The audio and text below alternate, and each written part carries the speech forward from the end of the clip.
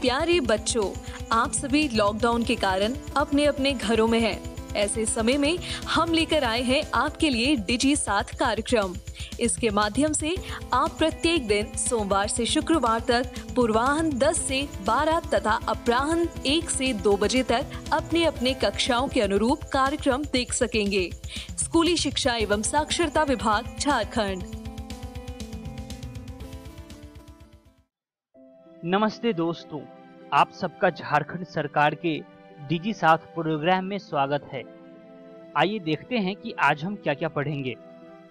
हम एपिसोड की शुरुआत कक्षा 9 के इंग्लिश के chapter in the kingdom of fools के साथ करेंगे और इसके बाद कक्षा 11 में इंग्लिश के ही chapter the summer of beautiful white horse के साथ करेंगे। तो आइए शुरू करते हैं हम अपना प्रोग्राम डिजी साथ। अब पढ़ाई नहीं रुकेगी।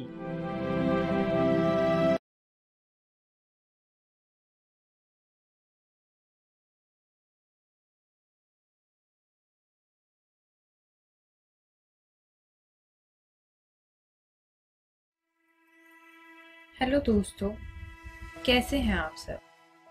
आज हम आपकी बुक मोमेंट्स के chapter number 4 in the kingdom of fools के आगे का भाग पढ़ेंगे। इस वीडियो में हम पढ़ेंगे कि हमने पिछली वीडियो में क्या पढ़ा था। जो आज हम पढ़ने वाले हैं उसका परिचय, शब्द अर्थ और कैसे इंसाफ घूम फिर के पूर्ण चक्र में आ गया था। नई स्टेक मतलब धारीदार लकड़ी का कैसे उपयोग किया गया और गुरु अपने शिष्य को बचाने के लिए क्यों पहुंचे। तो दोस्तों, हमने पिछली वीडियो में पढ़ा था कि कैसे अमीर व्यापारी ब्रिकलेयर पे और ब्रिकलेयर नृत्य करने वाली लड़की पे और नृत्य करने वाली लड़की सुनहार पे और सुनहार फिर से अमीर व्यापारी पे आरोप लगाता है, लेकिन जो गुनाह था उसका अभी भी समाधान नहीं निकला था।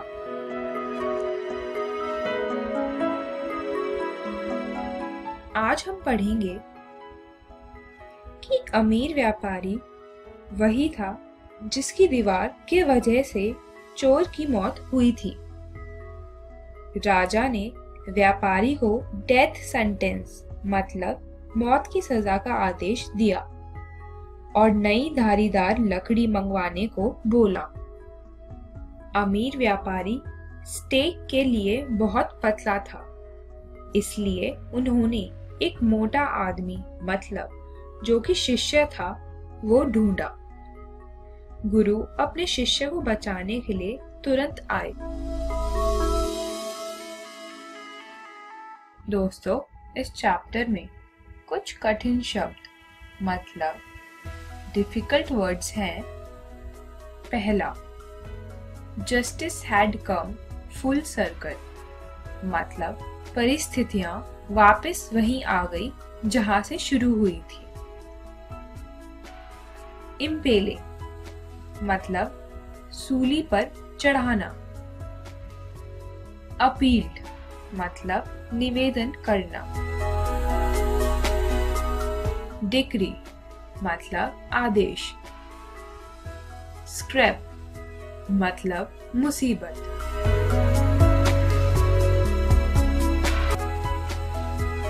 तो आइए दोस्तों, आगे का भाग पढ़ते हैं कि कैसे इंसाफ घूम फिर के पूर्ण चक्र में आ गया था।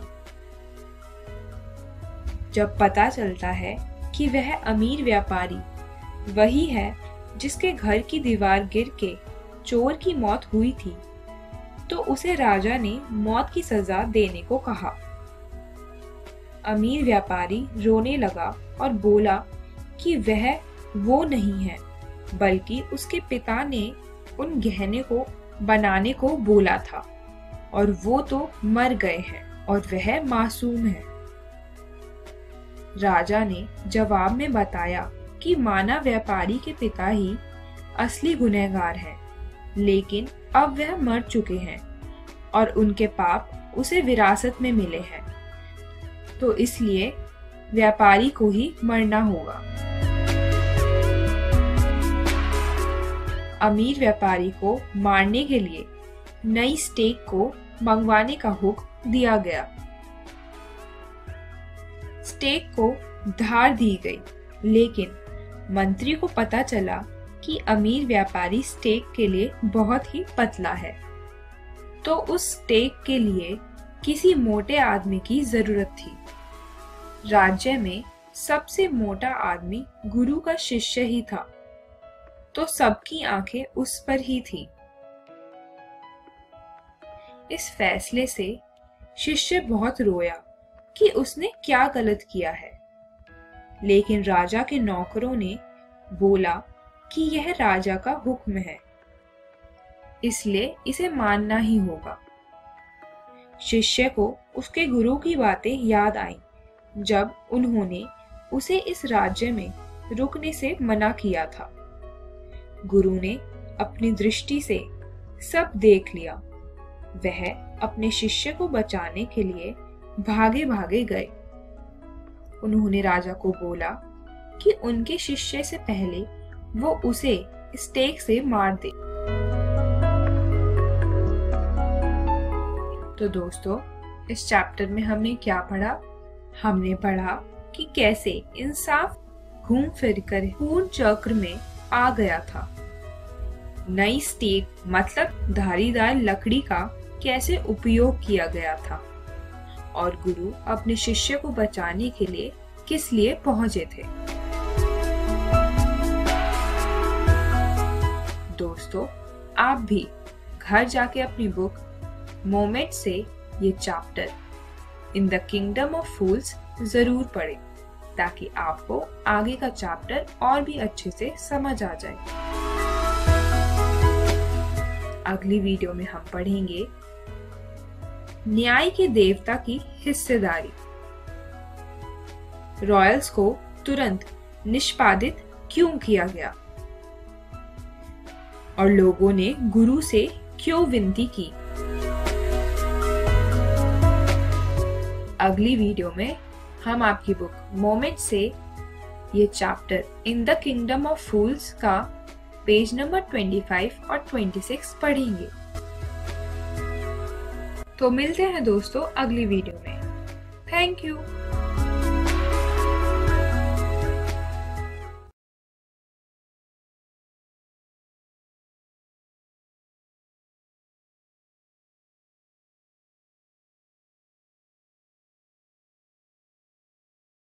Hello everyone, welcome to English smart class. दोस्तों, आज हम लोग हमारी 11th की बुक स्नैपशॉट का चैप्टर पढ़ेंगे। इस चैप्टर का नाम है the summer of the beautiful white horse. ये वीडियो इस चैप्टर का पार्ट 2 है। अगर आपको याद होगा, हम लोग इसका पार्ट 1 ऑलरेडी पढ़ चुके हैं, जिसमें हमने बात करी थी कि किस तरह से आरम हमें बताता है कि उसका कजन मुराद एक ब्यूटीफुल व्हाइट हॉर्स को चुरा कर ले आता है। इसके बाद आरम हमें अपनी ट्राइब, अपनी फैमिली के बारे में भी बताता है कि किस तरह से उसकी फैमिली फेमस है अपनी ऑनेस्टी के लिए, अपनी सच्चाई के लिए। आज हम इस वीडियो में इस चैप्टर की आगे की स्टोरी पढ़ेंगे। तो चलिए शुरू करते हैं। बात करते हैं कि आज इस वीडियो में हमें क्या सीखने को मिलेगा। आज इस वीडियो में हम लोग बात करेंगे page number 4 and page number 5 की स्टोरी के बारे में। जानेंगे कि क्या सबको पता चल जाता है कि मुराद ने वो घोड़ा चुराया है, क्या उनकी ट्राइब का नाम खराब होता है। इन सारे क्वेश्चंस के आंसर हम इस वीडियो में ढूंढने की कोशिश करेंगे। तो चलिए अब हम अपनी स्टोरी को शुरू करते हैं। आरम बोलता है कि we rode and my cousin Mourad sang, कि उन दोनों ने साथ में उस घोड़े पर सवारी की और उसका कजन मुराद गाना गा रहा था। इसके बाद आरम बोलता है कि we were still in the old country, यानी कि वो लोग अभी भी ओल्ड कंट्री के अंदर ही थे। इसके आगे अरम कहता है कि we let the horse run as long as it felt like running, और तभी अरम का कजन मुराद बोलता है get down, I want to ride alone, कि तुम नीचे उतर जाओ, मुझे अब घोड़े पर अकेले सवार होना है। ये सुनकर अरम मुराद से पूछता है will you let me ride alone, कि क्या जब तुम अकेले घोड़े पर सवारी कर लोगे उसके बाद क्या तुम मुझे भी अकेले ये घोड़ा चलाने दोगे? तो इस पर मुराद बोलता है कि that is up to the horse, कि ये बात तो घोड़ा डिसाइड करेगा कि वो तुम्हें अकेले सवारी करने देता है या फिर नहीं। और मुराद फिर से अरम को बोलता है गेट डाउन, नीचे उतर जाओ। और अरम इसके रिप्लाई पर कहता है कि the horse will let me ride आई से, यानी कि घोड़ा मुझे अकेले सवारी करने देगा, तुम उसकी टेंशन मत लो। और इस पर अरम का कजन मुराद कहता है कि वी शैल सी, यानी कि हम वो तो देखेंगे। Don't forget that I have a way with a horse, और तुम ये बात मत भूलो कि मेरी एक तरीका है घोड़ों के साथ। इस पर अरम कहता है कि ऑल राइट, ठीक है, but remember you have got to let me try to ride alone, but तुम्हें मुझे ये घोड़ा अकेले चलाने देना होगा एक बार, इस बात को मत भूलना। और ये बोलकर अरम घोड़े पर से नीचे उतर जाता है। अब अरम साइड में जाकर खड़ा हो जाता है ताकि उसका कजन घोड़े की सवारी को एंजॉय कर सके।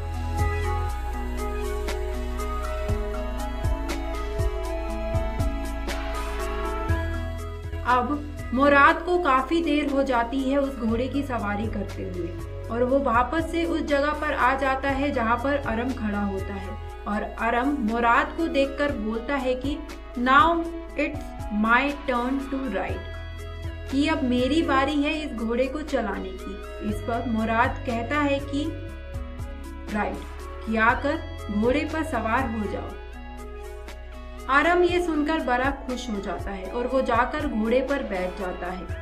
अब अरम हमें अपने इनर माइंड की थॉट बताता है कि वो जब घोड़े पर बैठ जाता है तो वो क्या सोच रहा होता है। वो बोलता है आई लिव to the back of the horse and for a moment knew the most awful fear imaginable, कि वो जाकर घोड़े के पीछे तो बैठ जाता है पर तभी उसका सबसे बड़ा फियर उसके सामने आ जाता है, और वो होता है the horse did not move, यानी कि अरम के बैठते ही वो घोड़ा चलने से मना कर देता है, वो अपनी जगह से 1 इंच भी नहीं हिलता।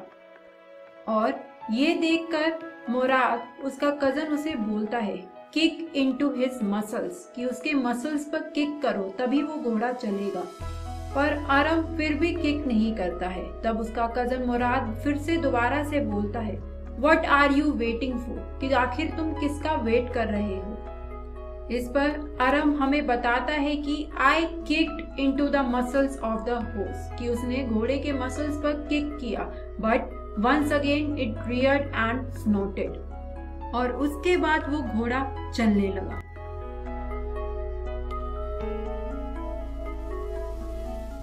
और यहाँ अरम बोलता है कि उसे समझ नहीं आ रहा था कि अब वो उस घोड़े को कंट्रोल कैसे करे। वो घोड़ा इरिगेशन लैंड्स को कवर अप करते हुए वाइन यार्ड्स तक पहुंच गया, और उसके बाद उसने उन वाइन यार्ड्स को भी क्रॉस कर लिया, बट फिर भी वो घोड़ा भागी जा रहा था। My cousin Murad came running down the road, और घोड़े के पीछे पीछे उसका कजन मुराद भी भागते हुए आ गया। और रास्ते में जब अरम उस घोड़े पर से गिर गया तो वो भी अपने कजन मुराद के पास आ गया, और मुराद अरम से कहता है we have got to get that horse. Mourad Aram को सजेस्ट करता है that you go this way and I will go this way, कि तुम इस रास्ते चले जाओ घोड़े को ढूंढने के लिए और मैं इस रास्ते चला जाता हूँ। मुराद अरम को ये भी कहता है कि if you come upon him B kindly I will be near, कि अगर तुम्हें पहले घोड़ा मिल जाता है तो उससे आराम से रखना, आराम से बात करना, आराम से उसे हैंडल करना, मैं आसपास ही होगा। और इतना बोलने के बाद मुराद और अरम अपने अपने रास्ते चले जाते हैं उस घोड़े को ढूंढने के लिए। चलिए दोस्तों, आज इस स्टोरी को हम लोग यहीं पर रोकते हैं। बात करते हैं कि आज इस वीडियो में हमने क्या सीखा। आज इस वीडियो में हम लोगों ने बात करी page number 4 and page number 5 की। जाना कि किस तरह से दोनों कजन्स ने बहुत ज्यादा एंजॉय की उस ब्यूटीफुल व्हाइट हॉर्स की राइड, और जाना कि किस तरह से मुराद बहुत ज्यादा कॉन्फिडेंट था कि उसका एक तरीका है घोड़ों को ट्रीट करने का, और किस तरह से जब अरम पहली बार घोड़े पर सवार होता है तो वो काफी ज्यादा डरा हुआ होता है कि वो घोड़ा अब चलेगा नहीं, और फाइनली कैसे अरम के हाथों वो घोड़ा गायब हो जाता है, वो वाइनयार्ड्स में खो जाता है और दोनों भाई उस घोड़े की खोज में निकल पड़ते हैं। दोस्तों, ये चैप्टर है हमारी बुक स्नैपशॉट से। आज जितनी स्टोरी हमने इस वीडियो में पढ़ी है, घर जाकर उसे इस बुक से पढ़ना दोबारा ना भूलिएगा। इससे अगली वीडियो में हम लोग बात करेंगे पेज नंबर 5 एंड 6 की। जानेंगे कि क्या अरम और मुराद को वो व्हाइट घोड़ा वापस मिल जाता है या फिर वो हमेशा के लिए उसे खो देते हैं। इन सारे सवालों के जवाब हम लोग जानेंगे अगली वीडियो में। तो दोस्तों, मिलते हैं नेक्स्ट वीडियो में।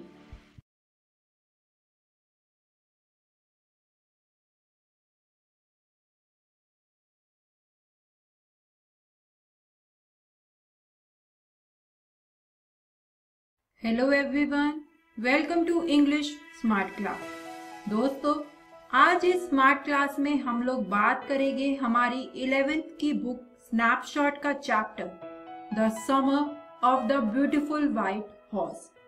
ये वीडियो इस चैप्टर का पार्ट 3 है। इससे पहले आप लोगों ने इसका पार्ट 1 और पार्ट 2 ऑलरेडी पढ़ लिया है, जिसमें आपने जाना था कि किस तरह से अरम का कजन मुराद एक ब्यूटीफुल व्हाइट हॉर्स को चुरा कर ले आता है।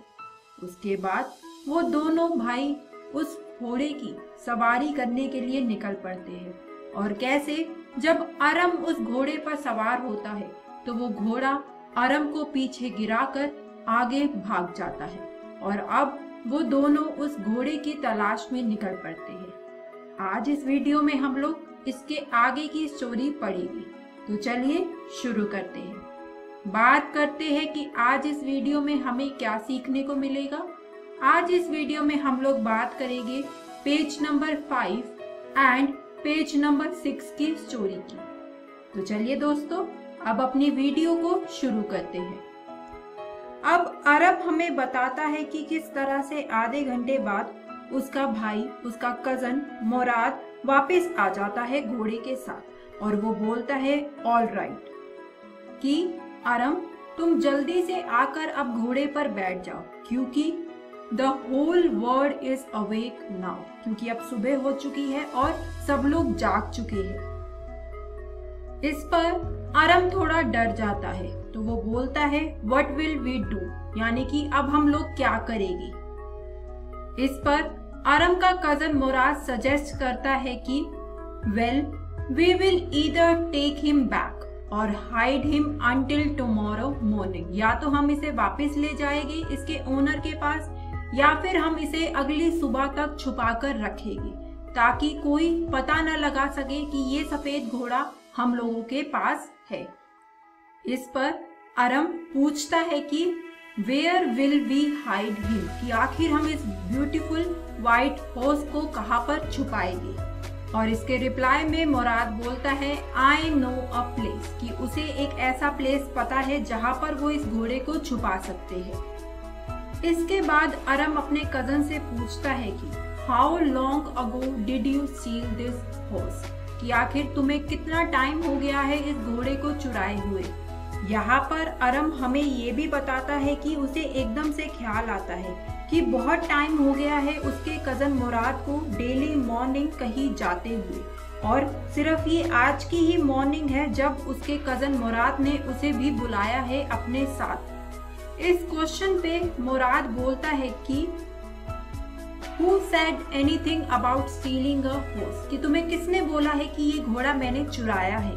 इसके बाद मुराद बोलता है कि नॉट अंटिल दिस मॉर्निंग, कि ये घोड़ा मेरे पास तो आज सुबह से ही है। ये सुनकर अरम अपने कजन से पूछता है कि how long ago did you being riding every morning. यहाँ पर अरम क्वेश्चन को थोड़ा ट्विस्ट अप कर देता है ताकि उसका कजन मुराद फाइनली एग्री हो जाए कि वो उसे सच बता दे, बट उसका कजन मुराद कुछ भी उसे बताने के लिए तैयार नहीं होता और फिर से वो दोबारा बोलता है नॉट अंटिल दिस मॉर्निंग, कि आज सुबह से ही ये घोड़ा सिर्फ मेरे पास है। इसके बाद अरम फिर से बोलता है, फिर से उससे पूछता है are you telling the truth, कि क्या तुम मुझे सच बता रहे हो। और मुराद इसके रिप्लाई में बोलता है ऑफ कोर्स नॉट, कि ये बात सच नहीं है जो उसने अभी अरम को बताई कि ये घोड़ा उसके पास आज सुबह से ही है।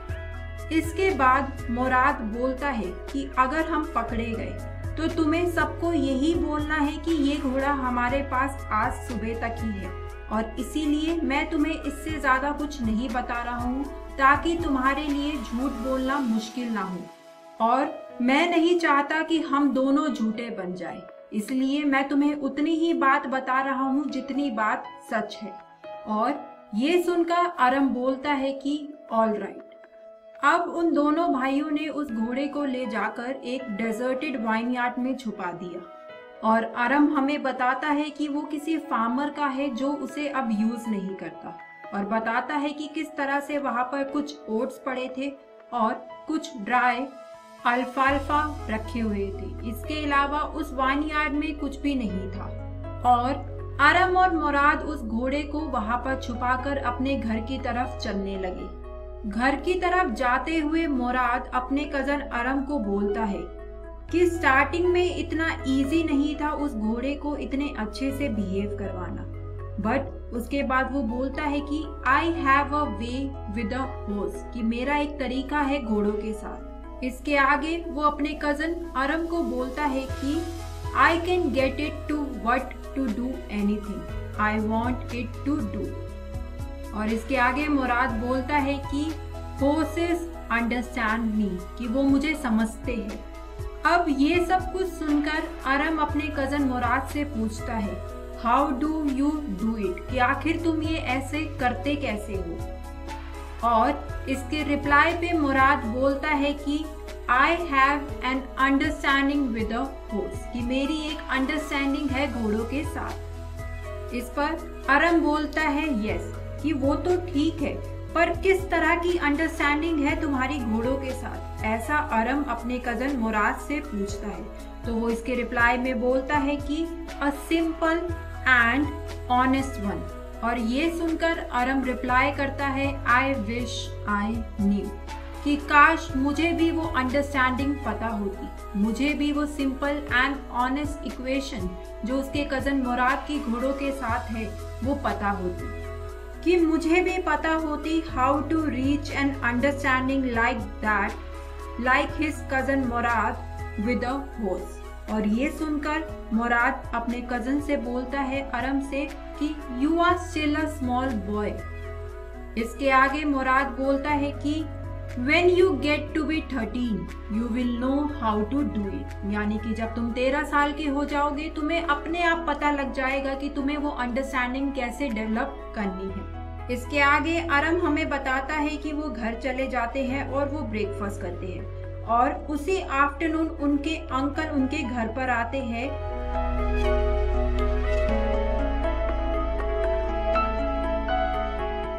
कॉफी और सिगरेट के लिए। इसके आगे अरम हमें बताता है कि जब उसके अंकल कॉफी पी ही रहे होते हैं तभी एक और विजिटर आता है उनके घर में और वो विजिटर होता है एक फार्मर जिसका नाम होता है जॉन बायरो। और किस तरह से अरम की मदर उस लोनली फार्मर को भी कॉफी ऑफर करती है।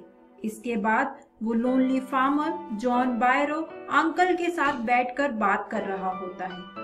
बात करते करते ही जॉन बायरो अंकल को बताता है कि my white horse which was stolen last month is still gone, I can not understand it, John Byro uncle को बोलता है कि जो उसका सफेद घोड़ा जो पिछले महीने चोरी हो गया था वो अभी तक नहीं मिला है और उसे कुछ समझ नहीं आ रहा है। दोस्तों, आज हम लोग अपनी स्टोरी को अब यहीं पर रोकते हैं। बात करते हैं कि आज इस वीडियो में हमने क्या सीखा।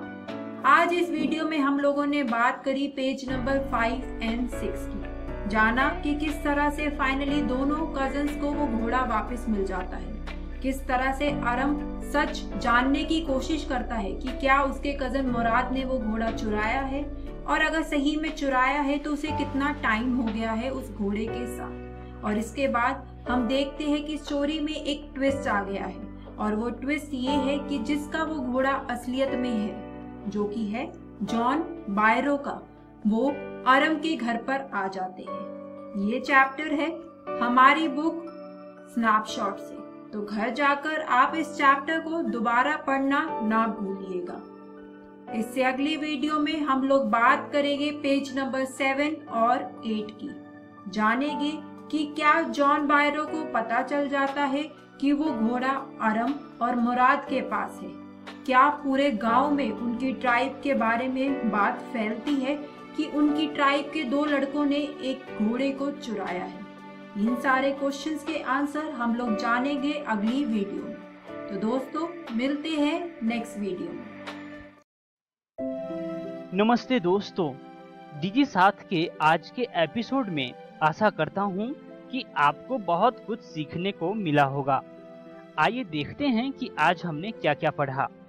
आज हमने कक्षा 9 में इंग्लिश के chapter in the kingdom of fools को पढ़ा और उसके बाद कक्षा 11 में इंग्लिश के ही chapter the summer of beautiful white horse को पढ़ा। एक जरूरी सूचना, इस एपिसोड को जो अभी आपने देखा, इसका पुनः प्रसारण YouTube पे किया जाएगा इकोवेशन के चैनल पे ठीक 3 बजे। तो यदि आप अपने दोस्तों के साथ भी एपिसोड शेयर करना चाहते हैं या पुनः देखना चाहते हैं तो YouTube पर डिजी साथ इकोवेशन सर्च करें और आप इस वीडियो तक पहुंच जाएंगे। धन्यवाद दोस्तों।